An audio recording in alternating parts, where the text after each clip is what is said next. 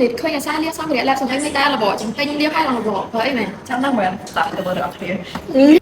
ជំរាបសួរអ្នកនរគ្នាពួកយើងគឺជាបេក្ខភាពក្រុមទី6ដែលបានចូលរួមក្នុងកម្មវិធីប្រកួតប្រជែងផលិតផលធម្មជាតិឆ្នាំ2026នាងខ្ញុំឈ្មោះ Rosma Skin និងខ្ញុំឈ្មោះ Anna Philip ខ្ញុំឈ្មោះ Juanita ហើយនេះគឺជាសូរិយាហេតុគ្រីមរបស់ពួកយើងអត្ថប្រយោជន៍របស់សូរិយាហេតុគ្រីមរបស់ពួកយើងគឺជួយបញ្ជាភាពចាស់នៃស្បែកជួយផ្ដល់សម្រាប់ដល់ស្បែកហើយនឹងជួយជួសជុលរមាការពារស្បែកដែលខូចខាតដោយសារតែពន្លឺព្រះអាទិត្យមិនត្រឹមតែប៉ុណ្ណោះសូរិយាហេតុគ្រីមរបស់ពួកយើងក៏ធ្វើឲ្យដៃរបស់លោកអ្នកទន់និងមានសំណើមផងដែរ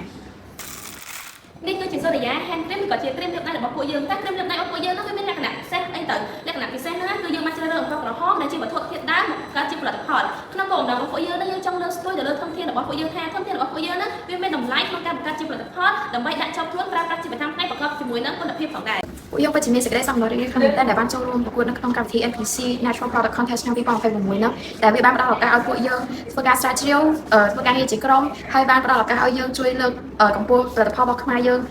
បានអាកាន់តែទៅមុខបន្ថែមទៀតហើយឆ្លងឱកាសពេលនេះពួកយើងក៏ចង់ថ្លែងអំណរគុណទៅដល់សាកលវិទ្យាល័យពុទ្ធិសាស្ត្រនិងសហគមន៍ខ្មែរដែលបានបង្កើតកម្មវិធីនេះឡើងជាចុងក្រោយប្រសិនបើអ្នកនរគ្នាមានចំណាប់អារម្មណ៍អ្នកនរគ្នាអាចចូលរួមបាននៅសហគ្រិនខ្មែរដែលមានទីតាំងនៅមជ្ឈមណ្ឌលអភិវឌ្ឍធុរកិច្ចនៅថ្ងៃទី29សីហាឆ្នាំ2026បាយបាយ